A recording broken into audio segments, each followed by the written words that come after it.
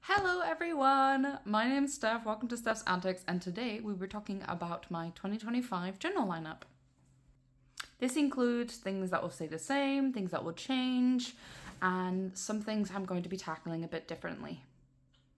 This is my current setup for the most part. I have my 2 Hobonichis of Ek that I have, for each chunk of the year. Then I have my regular journal, and then I have my Hobonichi 5-year. Now, I very quickly realized that this is an issue for me personally, because first of all, I just found myself gravitating more to just writing in normal notebooks because I didn't feel as restricted. And although I absolutely love working in the Hobonichis because you can kind of see your day in like a one-day glance, I was really neglecting it because I felt like I was just repeating what I was writing in my regular notebook in the Hobonichi, but I didn't get to see any of the fun memories in my regular notebook. Now, my Hobonichi 5-year got completely abandoned. I barely filled out any of it. I'll give you guys a really quick flick through. Like, this is bad. Like, I have mad backfilling to do.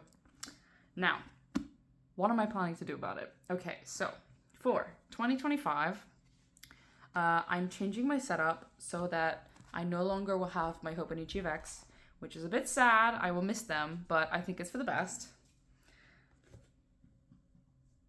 Instead, I'm going to have a 2-book system. So I'm going to have my Hobonichi 5-year, and I'm going to have my regular daily journaling. And I'm just going to do my memory keeping in my regular journal and do my specific, reflection memory keeping in my 5-year. Now, I know that the 5-year didn't work for me this year, but I'm very aware of why. One of the biggest appeals of the 5-year Hobonichi is the fact that you can look at the day and then compare it to the day previous. But obviously, because it's my first year, I can't really do that. And so I just felt like I was writing the day. Oh, hello, bird. I just felt like I was writing the day down for a 3rd time, and I just did not have the patience for that.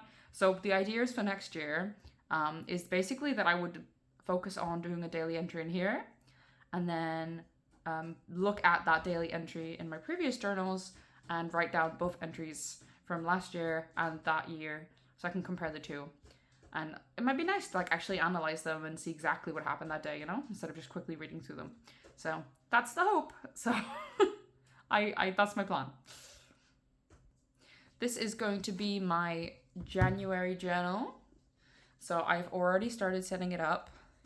It is a beautiful journal from Printable Press.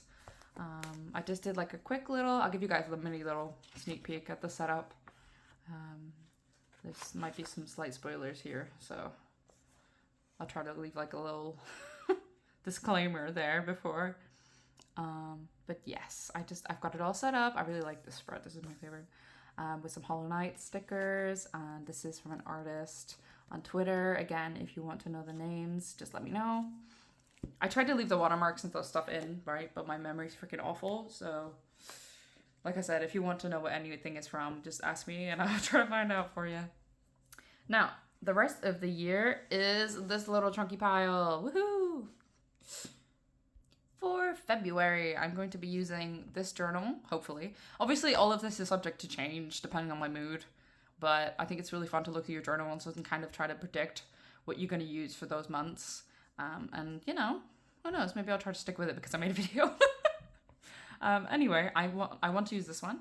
I've used one of this particular brand before. It's a Surefleet bookbindery, and I really enjoyed it. The actual lines are quite thin, but overall, it was a really pleasant book to work in. It held up really good. It's got some blank pages and some dotted pages at the end, and it's numbered, so that helps a lot. So I kind of thought it felt starry and still kind of semi-wintry, so I thought it was a good fit. Percy agrees with her little flutters. It's my bird, Percy, in case you're wondering. This one is going to be my March journal. I am obsessed with this journal. I keep thinking about it. I'm excited to use it. The brand, I'm not sure if it has a brand. I think it's one of the off-brand ones. But it is very pretty, and I am in love with it. So I'm excited to start using it. There we go. Next one. Then for April, we have this one, which is a, I think is it People Pop Press again? No, it's paper blanks, sorry. I always mix them up. I don't know why. But yes, it's a paper blanks, and I'm absolutely in love with it. It's called the Olive Fairy, but I've named it Penelope because I'm obsessed with Epic the Musical, and it reminds me of Greek mythology. So, yeah, that's what I've named it. I'm very excited to use it. This is going to be my May journal. It's called Arcanum's Dream. It's a T. Fossey notebook. It has a couple of like quote stuff at the back, and then like some of the print is like repeated here. I don't know if it's like Englishu quotes, you know, like I don't know if the quotes make any real sense. I bought it because the cover's really pretty and it's shiny, and I don't really care. So if the quotes annoy me, I'll just cover it up with stickers or something. But yeah, the actual notebook is stunning, and I'm quite excited to use it. The lines are not too bad. They're like dotted, which is a little strange, but overall the line spacing is pretty good, so happy with that. For my birthday month, I'm hoping to use this behemoth of a journal. Obviously, this can change depending on how like blocked I feel journaling wise, and also if I feel up for working in a giant behemoth journal. My friend Jazzy bought this for me, and it is so her coded. Like everything about this screams Jazzy, which kind of makes me love it. It's so extra. It's very fluffy and it's very soft and it has a big S on it. And it's got really, really basic paper in it, but that never stopped me before, so it's fine. But yeah, the brand, does it even have a brand? I have no idea what the brand is. So, I don't know. But yeah, I'm hoping to use it. It's got like sprinkles inside or something shit. Love sprinkles. Right, so for July, I'm hoping to use this watermelon notebook. Now this had a one in a melon kind of quote on it, but I ended up cutting out this art from Kupchin of Ilya from one of our art books that I have to use in it instead because it is adorable and it, you know, fits the actual theme. It's from Clinton's, and then the actual inside is like very watermelon-y, which is very cute. I will be doing a proper like blank journal updated tour probably in Jan, I think. It might be this year, but it's probably going to be next year, like, you know, January next year. Because I have a lot, and I bought a lot this year because I have problems. But, you know, I love it, so it's fine. I also buy a lot of them secondhand, so that kind of helps a little bit. This is I think it's going to be my August journal, and that is my bird Percy not being able to make up her mind about whether or not she wants to be in the cage or not. But I'm hoping this is my August journal because it's kind of flowery, but it still has like the foxes, so it kind of felt like start of autumn. And it's very pretty. The brand, I don't think this one has a brand either. I'm so sorry. I buy a lot of stuff secondhand. And oh wait, it does. Oh, sorry. It's the Gifted Stationery Company. I don't usually care about brands. I just buy whatever notebook has a pretty cover, and I just kind of work with whatever paper they give me and just change up my materials depending on it. And I think that's actually kind of part of the fun. So, like, you know, if you have a journal that doesn't take gel pens, for example, it might change how you like work in it. Or if it doesn't take ink or water-based markers, you have to use it differently. Like you have to use your pencils and your biros, and I kind of like it. So I'm hoping to use this one for September.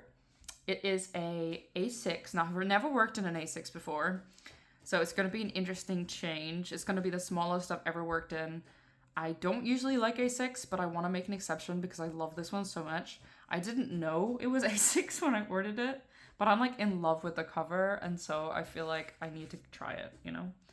The line spacing is like teeny though, so I don't know how I'll get on with that, but ironically maybe I'll be able to fit more words in it, so I guess there's something there with that. The brand, what is the brand? Does it say the brand? My bird is like pecking away cardboard next to me. Amazing. Is that what I get for giving you freedom while I'm filming? Is that my punishment? All right, cool. I enjoy my bird ASMR, and my doggy is tip-tapping outside of the door because he also wishes to be a part of the ASMR team. It's a freaking zoo in here.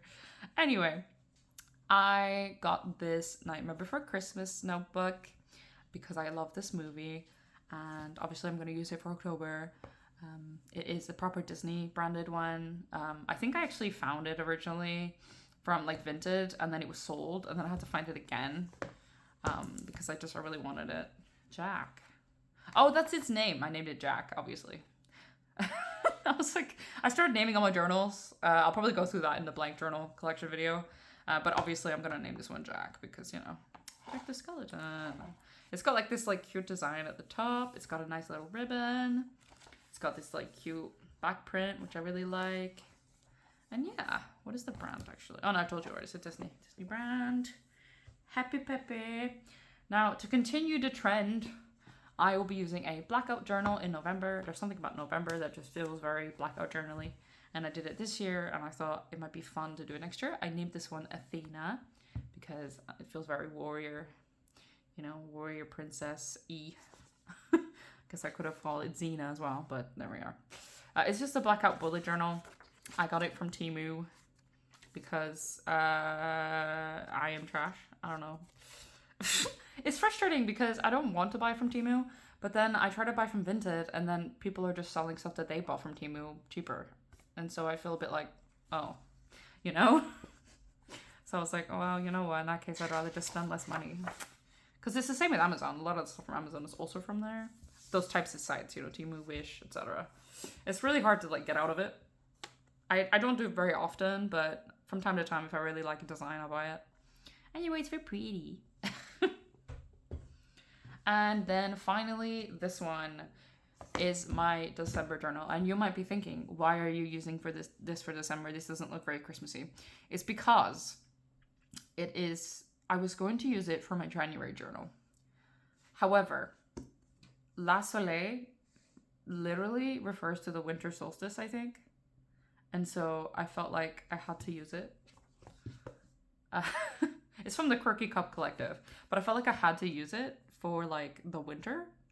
And the winter solstice is on the 21st of December this year. Well, in 2025, I mean, sorry. So I think I'm gonna use this as my Christmas journal. If I end up feeling really Christmassy, I might change my mind on this one. I've named it Eclipse, by the way. But overall, I think it could work. I think it, you know, I could go for like a more classic-y Christmas look. It just kind of depends on how I'm feeling, I suppose. But yeah, I'm hoping to use this one for December.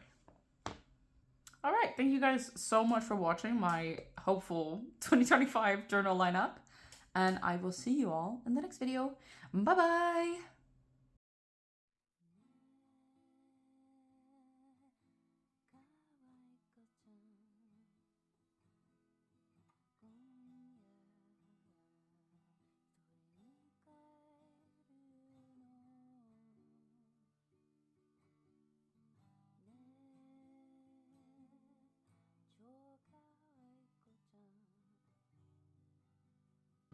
一生